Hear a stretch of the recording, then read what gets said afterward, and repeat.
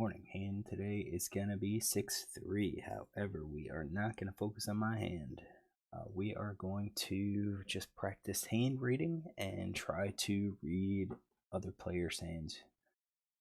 So we're early position, we fold. I mean, that is not in our range at all. You can see EP3, it looks something like this. But we have a mid position player, open raises 2.5, and we have a call. This guy's playing 11-17. This guy is going to be fairly tight. That's going to be a pretty tight range here. So he is in mid position technically. BPIP looks like 9%. Raise first in stats 8%. So he is not playing hands without coming in for a raise. So we are narrowing this range here.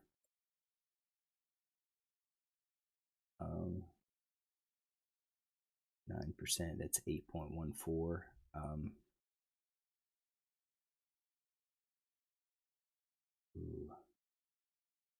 That's better. We'll do that. We'll say that that's his range. Pretty tight. Villain 6 is kind of an unknown here.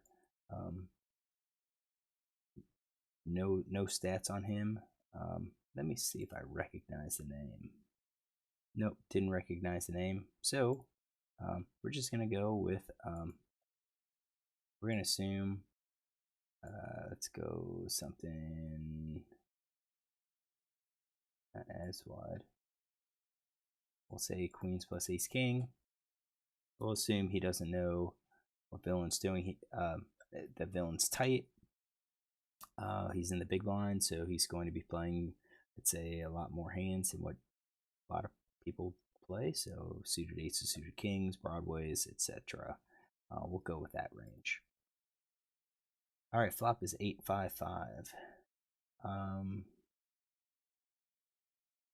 So at this point, I don't think this guy is going to be connecting. Maybe he has pocket eights, or an overpair, and that's about it. Maybe flush draw. But you're not gonna look at like an ace-8 hand, king-8 hand, or even like a 9-8 or 8-7.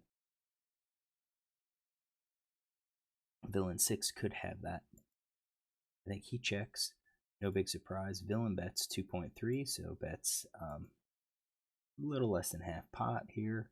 What is he gonna bet? I'm gonna say maybe he has the top pair. So he does have 9-8 in his range. He could have that. Overpair, I'm gonna say flush draw. His overcards, I think we are going to give him like the aces, like ace king, ace queen. As a c bet, he does c bet quite a bit. In position 70%, out of position 85%. That's at 71%. Could we give him all of the suited broadways? I mean, it might. It could. He could do all of them.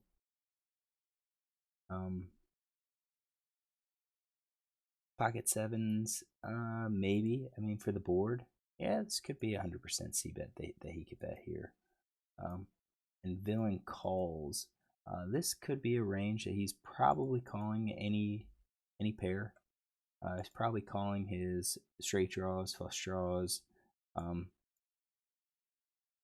Usually you don't get players that are always going to call like overcards, but sometimes they will.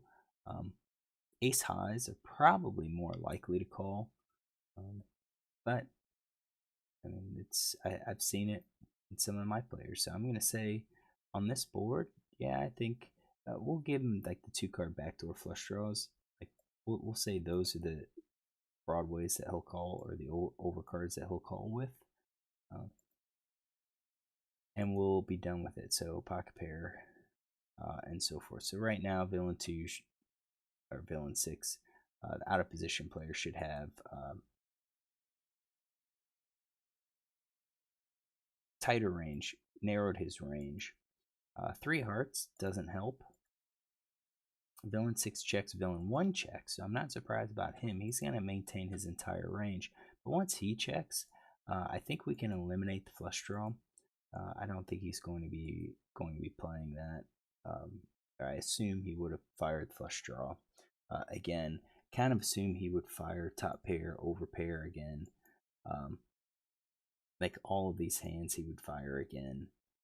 So that kind of leaves like all of the rest of those hands, all of the rest of those overcards that he had, which is, I mean, see about 50%. So that really makes him weak. It really suggests that he does not have a pair in his hand. 7 of diamonds comes out. Villain 6 checks. Now, when villain 6 checks, I think now we can eliminate a lot of these from his hand because I do think he's betting to try to get a little bit of value. Over pair, we could scale it to say like 50% chance that he would actually bet those over pairs. I do think he would. Yeah, I do think he would. This heck with that. We won't do it. I think top pair is going to be betting.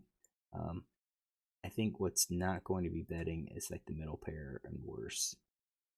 Sevens, I think, would probably go for a check. Ace high would go for a check, and so forth. And let's see here, he checks, and villain 1 checks. So again, villain's going to be ace high, nothing. He already gave up his lead on the turn. So he shows ace jack, which is what we have in his range. Well, we don't have the ace jack offsuit, so if he has that, I'm probably throwing in the king queen as well, which means we're reducing possibly those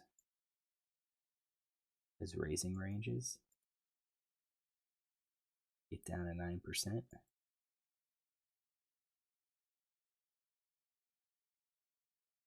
Okay, we'll go with that. And then this guy has king 9, so it was those over cards. You know, on the flop. What would he call with? He called with the king 9 off. Some players do that, some players don't. So what we're gonna have to do is take some notes on him. We do have we've got everything, like notes of hands like when I played them. So now we need to just kind of build some more notes for some of these players.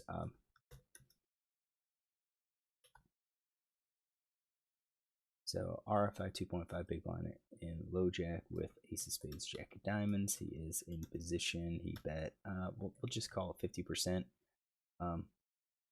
Bet 50%. Check, check on a 8 of clubs, 5 of clubs, 5 of diamonds, 3 hearts, 7 of diamonds. All right. So that's the hand. I think decision was like initial c bet.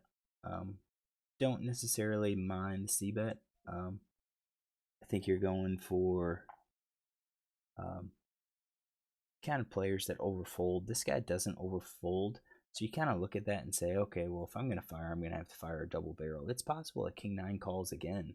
You have an ace, so you're blocking a lot of the ace x hands. But if you know that he's going to call with overcards, with all overcards, then yeah, you just attack it. So hopefully you enjoy this hand. I think this is what we're going to do. Instead of focusing on hands that I play, I think we're just going to kind of look at just hands that saw showdown. Try to read our opponent's ranges and really just kind of work on that so that way we're not focused so much on did I play it correctly. We can look at what is villain's hands, and we can comment on their play. I'm not really thrilled with how he raised it or how he called.